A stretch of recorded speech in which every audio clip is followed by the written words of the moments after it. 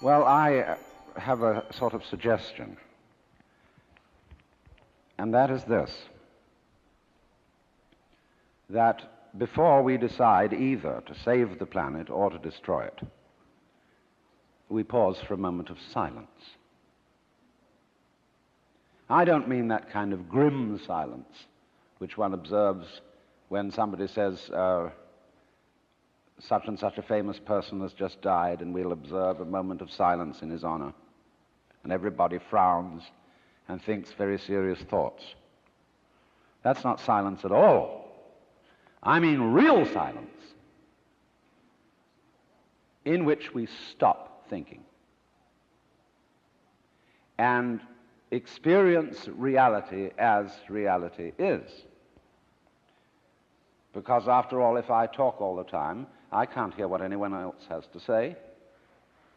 And if I think all the time, and by that I mean specifically talking to yourself subvocally inside your skull, if I think all the time, I have nothing to think about except thoughts. And so I'm never in touch with the real world. Now, what is the real world? Some people have the theory that the real world is material or physical. I say it's made of kind of a stuff. Other people have the theory that the real world is spiritual or mental. But I want you to point out that both those theories of the world are concepts. They are constructions of words. And the real world is not an idea. It is not words. Reality is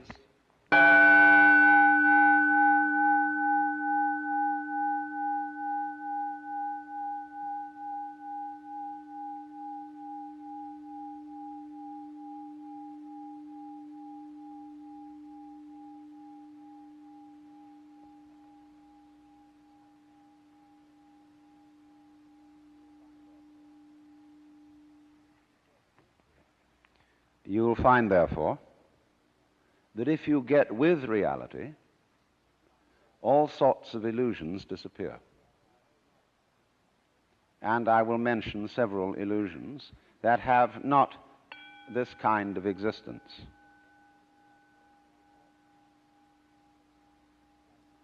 Let's begin with some very down-to-earth ones, like money. Money is a very useful method of accounting. It is a measure of wealth in the same way as inches are measures of length and grams measures of weight. You cannot eat money. You could have a fantastic quantity of dollar bills and stock certificates on a desert island, and they would be useless to you. What you would need would be food and animals and companions.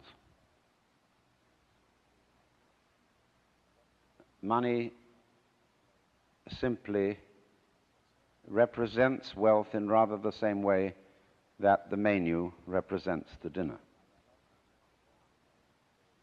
Only we are psychologically perverted in such a way that some of us would rather have money than real wealth. But you know, you cannot drive in 5 cars at once, even though they be Cadillacs. You cannot live simultaneously in 6 houses or eat 12 roasts of beef at one meal. There is a limit to what one can consume. So that's one of the sort of confusions I'm talking about. Another is that we confuse ourselves as living organisms with our idea of ourselves.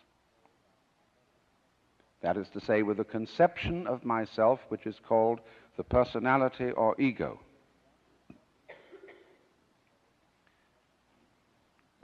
That is what we have been told we are. And it's an extremely crude and limited conception of oneself. of the actual, unique living organism.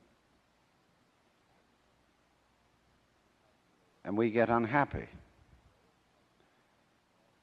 because we're thinking of ourselves in this way, because we think, well, gee, I'm going to die. I once talked to a woman who came to me and said she was afraid of death. And we went into it in a long conversation. I said, what are you really afraid of?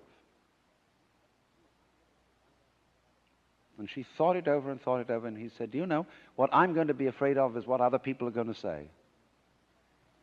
They're going to say, poor old Gert, she couldn't last it through. Because you see, who you think you are is entirely dependent on who people have told you you are. You're not that. Then another thing that bothers us is time. Most people nowadays say, I have no time. Of course you don't. Because you are not aware of the present. You know, the present is represented on your watch by a hairline that is as thin as possible, as is consistent with visibility. And so everybody thinks the present is, instead of,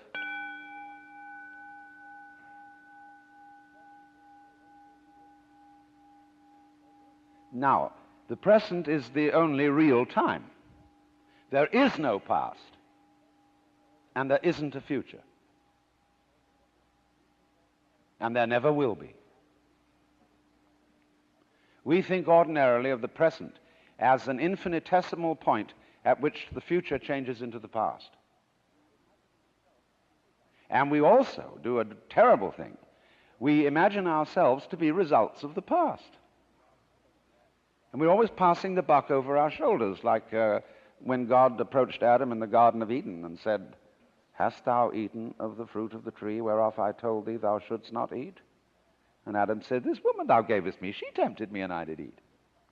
And God looked at Eve and said, hast thou eaten of the fruit of the tree whereof I told thee thou shouldst not eat?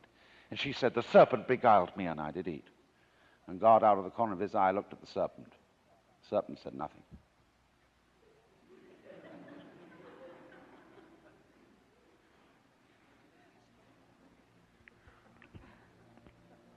So you see, we're always passing the buck. And don't realize that the past is caused by the present, as the wake of a ship flows back from the prow. Now, the wake doesn't drive the ship any more than the tail wags the dog.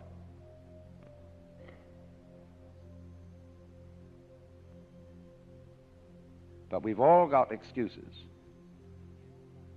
Oh, my mother had a fit while she was carrying me in the womb. They didn't bring me up right. And then they go to the mother and say, how is it that you could have been so irresponsible with your children? And she says, well, it was my parents who didn't bring me up right either. And so everybody passes the buck. But the truth of the matter is, it all begins here. This is where the creation begins. And you're doing it and won't admit it.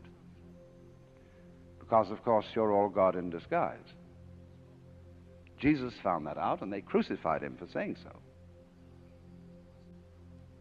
So this is a very odd thing for Westerners to understand, and particularly for Americans. Because we are so fixated on the future. When we say we want to put something down, we say it has no future. Well, do you? Much better to have a present. Because if you don't, it's useless to make plans. Because when they work out, you won't be there to enjoy them. You'll be thinking of something else. So we realize that we are living out of now and throwing the past behind us.